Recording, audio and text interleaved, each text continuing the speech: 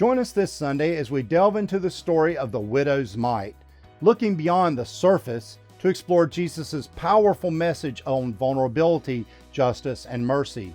We'll challenge the systems that neglect the vulnerable and consider how we as followers of Christ can actively prioritize compassion over grandeur. Let's build a faith community that reflects God's true kingdom, where justice and mercy are the foundation.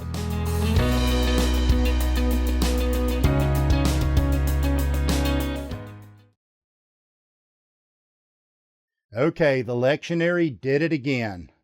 What I mean by that is the way the readings are divided up. They're not always the best ways. I think that this week is a prime example. We've been in Mark, following Jesus up to this point. Some readings have been left out, so we need some setup, context. We need to remember what Jesus' focus has been. And we definitely need to have the reading continue on for another story because it completes the point that Jesus is trying to make. Most people who have had interaction with the New Testament will know the gospel story for today, usually referred to as the widow's mite. The widow's mite is a classic gospel story and a go-to for churches during the stewardship season. I've heard the added tagline many times: if a poor widow can give her sacrificial bit for the Lord's work, how can we, so comfortably wealthy by comparison, not give much, much more? But let's really take a look at this and all of the run-up to it first, and then evaluate Jesus' point. In the days leading up to the widow's last gift, Jesus offers one scathing critique after another of the economic and political exploitation he witnesses all around him. He makes a mockery of Roman pomp and circumstance when he processes into Jerusalem on a donkey's back. He cleanses the temple money-mongering with a whip. He refuses to answer the chief priests, scribes, and elders when they demand to know the source of his authority. He confounds religious leaders on taxes, indicts them with a scathing parable about a vineyard and a murdered son, and defeats them on the question of the resurrection, and bewilders them with riddles about his Davidic ancestry. He portrays those religious leaders as being like animals that devour their prey, that is vulnerable people's possessions. So while they preen like pious saints, it says, they actually act like wild animals that wolf down widows' possessions, which is where we come to the story today. Let's be clear here. Jesus is absolutely commending this widow and her generosity, but that is not his main point, though his point is absolutely supportive of the widow. You've been listening to me preach over the past weeks, and as I look back, I discovered kind of a Sesame Street word and letter focus. The letter for Jesus in the book of Mark is "the." For fun, I asked my computer what it thought the word was after I gave it a hint to look toward the book of Mark.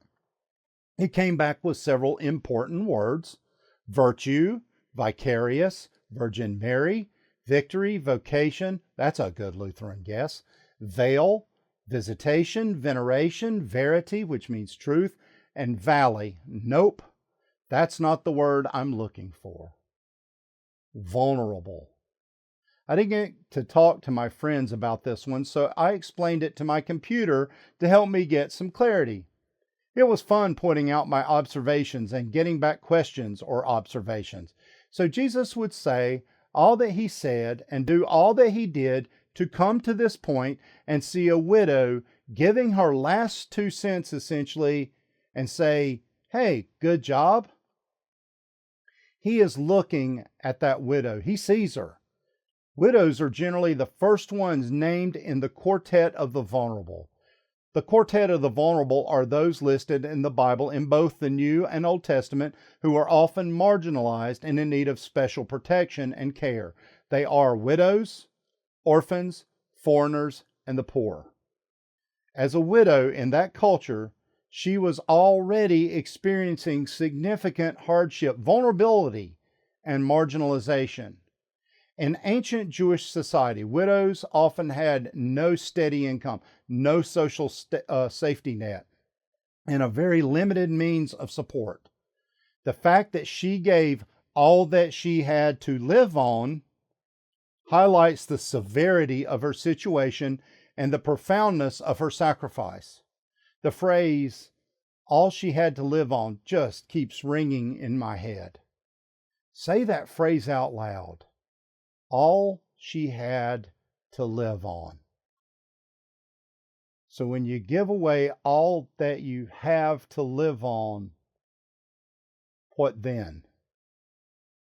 Don't think, hey, go get a job, because she's not allowed. She obviously does not have the protection of a male, which was really the only good way. She would be left with only 4 options, really. Prostitution, but that was a dangerous proposition, and one that could land her in a lot of difficulty with the religious authorities that Jesus mentioned.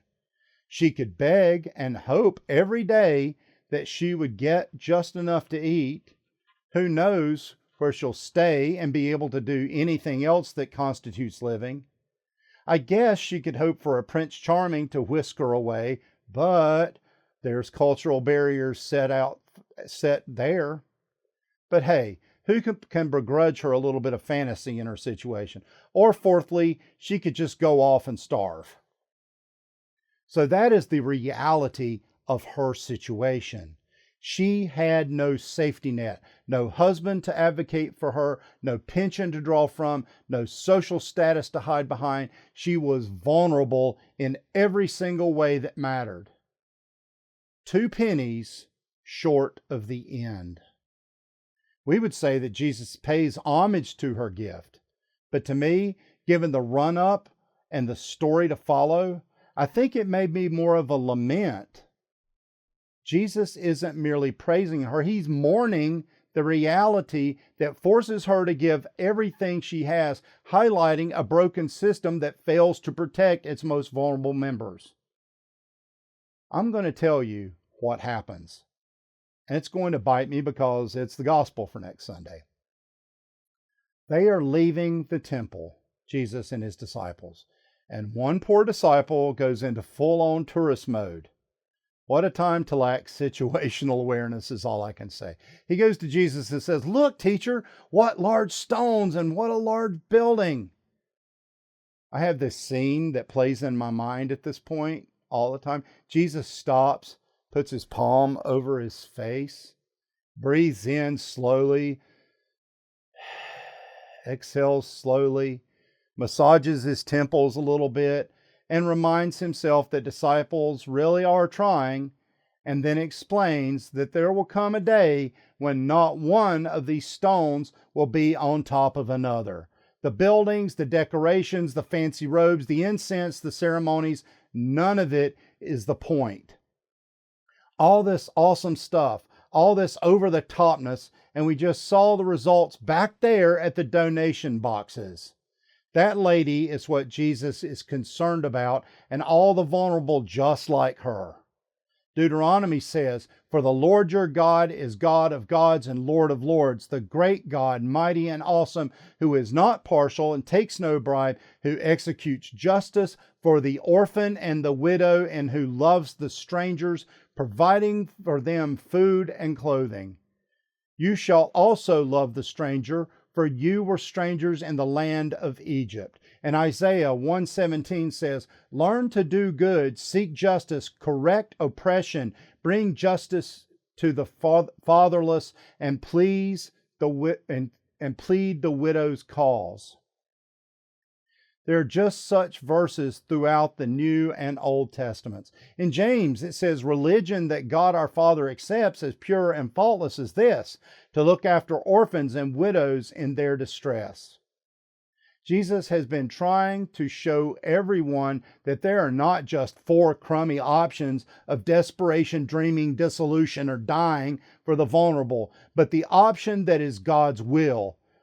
You remember back when we started the whole vulnerability journey back with Jesus feeding the 5,000?